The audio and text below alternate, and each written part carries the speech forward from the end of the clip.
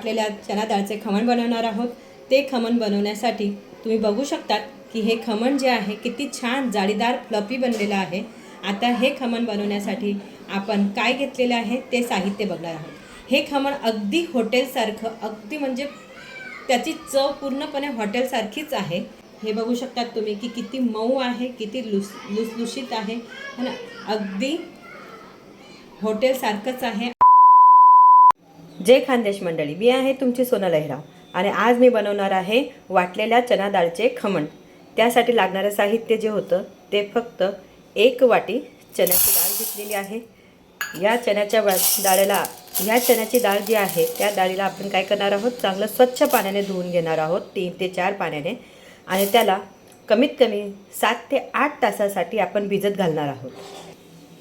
आपण ही चना डाळ बघू शकतात की कमीत कमी मी 2-3 पाण्याने धुवून घेतलेले आहे, स्वच्छ पाण्याने धुवून घेतलेले आहे। आता याला आपण 8-1 तास भिजत घालूया। हे बघा, आता ही जी डाळ आहे ती छान अशी फुललेली आहे। आता याला परत आपण कमीत कमी 2 ते 3 पाण्याने, जोपर्यंत त्याचा उकरट वास जात नाही तोपर्यंत आपण याला स्वच्छ पाण्याने छान धुवून घेणार आहोत। आता हे चण्याची डाळ जे आहे ते मी स्वच्छ पाण्याने धुवून घेतलेलं आहे। कमीत कमी 3 ते 4 पाण्याने धुतलेलं आहे, उकरट वासही त्याचा गेलेला आहे। या वाटलेल्या चना डाळीचं जर आपण खमण बनवलं तर खूप छान मऊ, लुसलुशीत आणि जाळीदार बनतं। तर आता आपण हे जी चण्याची डाळ जी आहे तिला आपण काय करणार आहोत, तिला मी आता वाटून घेणार आहे।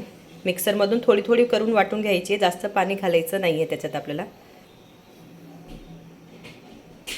मिक्सरच्या भांड्यात हे चना डाळ टाकायची आहे आणि थोडं थोडं करून आपण वाटून घेणार आहोत।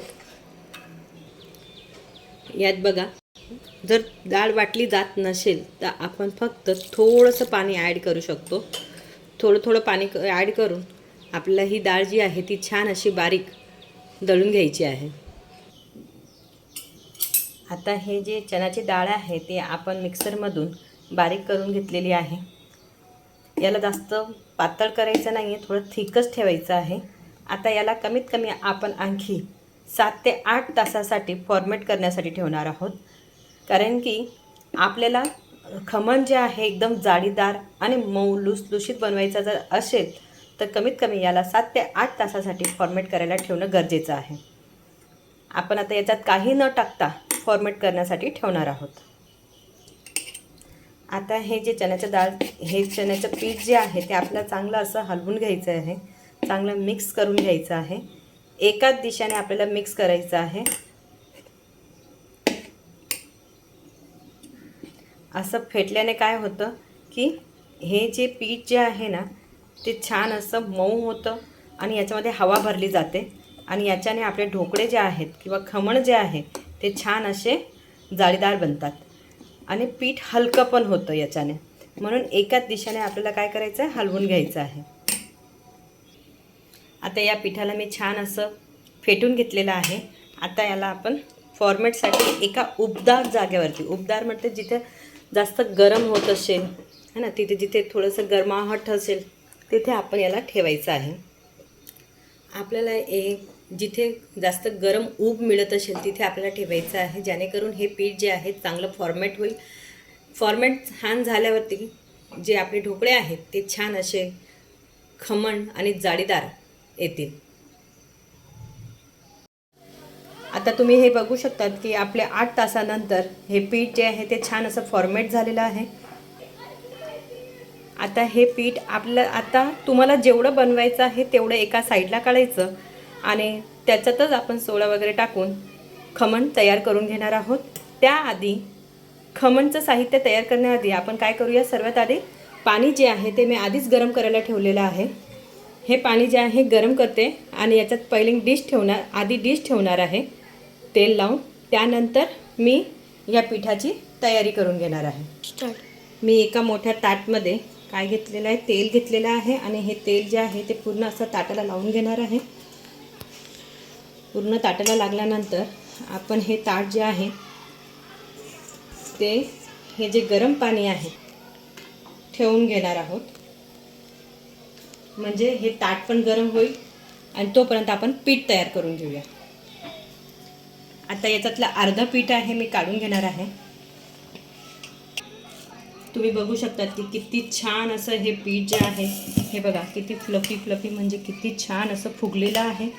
आता ह्या पिठामध्ये आपण साखर, लिंबू फूल आणि मीठ, हिंग हे सगळं टाकून घेणार. मला आता जेवढं बॅटर लागणार आहे तेवढं बॅटर मी याच्यात घेणार आहे. हे बॅटर ठीक आहे, तर याच्यात आपण काय करणार आहोत, थोडंसं पाणी ॲड करून घेणार आहोत. पाव चम्मच सारखं लिंबू फूल टाकलेलं आहे. चण्याच्या डाळीचं आहे म्हणून आपल्याला पचण्यासाठी आपण याच्यात हिंग पण पाव चम्मच सारखं हिंग घालणार आहोत. हिंग घातल्याने आपल्याला पचायला म्हणजे सोपं होतं. आपण याच्यात 1 चम्मच मीठ टाकून घेणार आहोत. आणि खाताना खमण जे आहे ते घशात अडकतं, म्हणून आपण ते अडकू नये म्हणून आपण काय करणार आहोत, याच्यात 2 ते 3 चम्मच तेल टाकून याला छान एका दिशेने फेटून घेणार आहोत. अशा प्रकारे एका दिशेने त्याला फेटून घेणार आहोत आपण. आता हे बघू शकता की खूप ठीक आहे, तर याच्यात आपण आता पाणी ॲड करणार आहे. हे नको दाखवू. आता हे पाणी ॲड केल्यानंतर पण आपण याला थोडंसं असं मिक्स करून घ्यायचं आहे आणि त्यानंतर परत बघायचं आहे की किती ठीक आहे. जर जास्त जाड असेल किंवा पातळ असेल, त्या ज्याप्रमाणे म्हणजे जास्त पातळही नको आणि जास्त जाडही नको, अजून पण हे ठीक आहे, तर आपण याच्यात आणखी पाणी ॲड करू शकतो. बस आता हे बॅटर जे आहे ते आपल्या ढोकळ्याचं खमणसाठी तयार झालेलं आहे. सगळ्यात शेवटी आपल्याला याच्यात टाकायचं आहे सोडा. कधी टाकायचं, जेव्हा आपली ही डिश पण आता गरम झालेली आहे. त्यानंतर आपण याच्यात साखरही टाकून घेणार आहोत 2.5 चम्मच सारखी. परत त्याला आपण एका दिशेने असं फेटून घेणार आहोत. जेव्हा तुम्हाला खमण ठेवायचं असेल वाफवायला, त्यावेळीच आयत्या वेळीसच आपल्याला त्याच्यात सोडा टाकायचा आहे. त्याआधी आपल्याला याच्यात टाकायचा नाही आहे. म्हणून मी पिठाचे असे 2 भाग केलेले आहेत की हे जे आहे हे मला नंतर करायचं आहे. आता एवढा भाग मी आधी करणार आहे म्हणून एवढा भाग मी आधीच घेतलेला आहे. तर त्याचप्रमाणे आता माझी प्लेट तुम्ही बघू शकता की एका साईडला मी प्लेट पण ठेवलेलं आहे, ती पण आता हे पीठ जे आहे ते मी या प्लेटमध्ये टाकून घेणार आहे.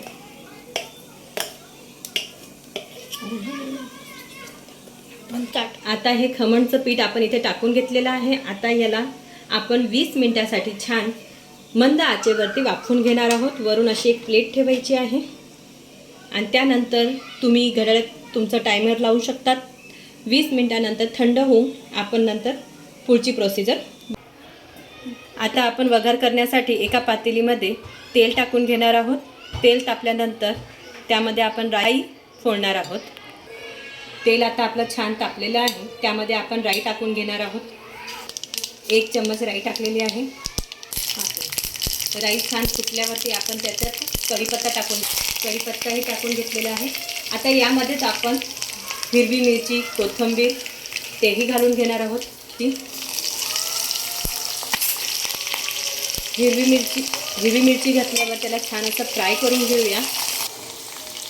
मिरची आता छान फ्राय झालेल्या आहेत. त्यामध्ये आपण हिरवी कोथिंबीर जी आहे तेही घालून घेणार आहोत आणि त्यालाही 1 ते 2 मिनिटासाठी छान फ्राय करून घेणार आहोत. आता यामध्ये आपण साखर टाकून घेणार आहोत. कमीत कमी ही 4 ते 5 चम्मच साखर आहे आणि आता त्याला थोडंसं आपण हलवून घेऊया आणि त्यानंतर त्याच्यात अर्धा ग्लास पाणी टाकणार आहोत. आता यामध्ये आपण अर्धा ग्लास सारखं पाणी टाकून देऊया. जे आहे ते थंड झालेले आहे, त्याला मी बघा असे काप करून घेतलेले आहेत असे. आणि बघू शकतात की किती छान अशी प्रत्येक खमणला किती छान अशी जाळी सुटलेली आहे. आता याला आपण वर खाली करून घेऊया आणि नंतर वघार दिलेलं जे आहे तो इथे आपण याच्यावर टाकणार आहोत. आता आपलं हे वघारचं पाणी जे आहे ते तयार आहे. आता हे पाणी आपण खमणवरती टाकून घेणार. आपण हे जे पाणी आहे उकळलेलं, हे पाणी आपण आता या खमणवरती टाकून घेणार आहोत.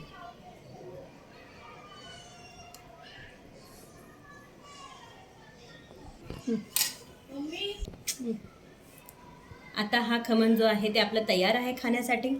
या खमणसोबत आपण चटणीही तयार करून घेणार आहोत.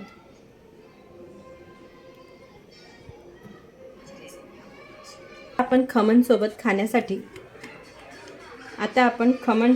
खाण्यासाठी जी चटणी आहे तीही चटणी मी तुम्हाला बनवून दाखवणार आहे. त्याच्यासाठी हे जे खमण असतात ना, खमण जे आहे त्याचे मी 3 तुकडे घेतलेले आहेत. कोथिंबीर धुवून घेतलेली आहे.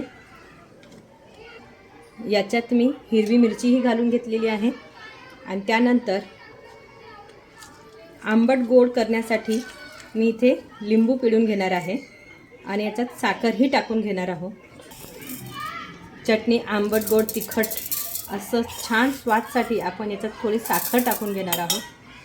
चवीनुसार मीठही टाकून घेणार आहोत. आता हे क्रश करण्यासाठी आपण याच्यात थोडं पाणी टाकून घेऊया आणि बारीक वाटून घेऊया.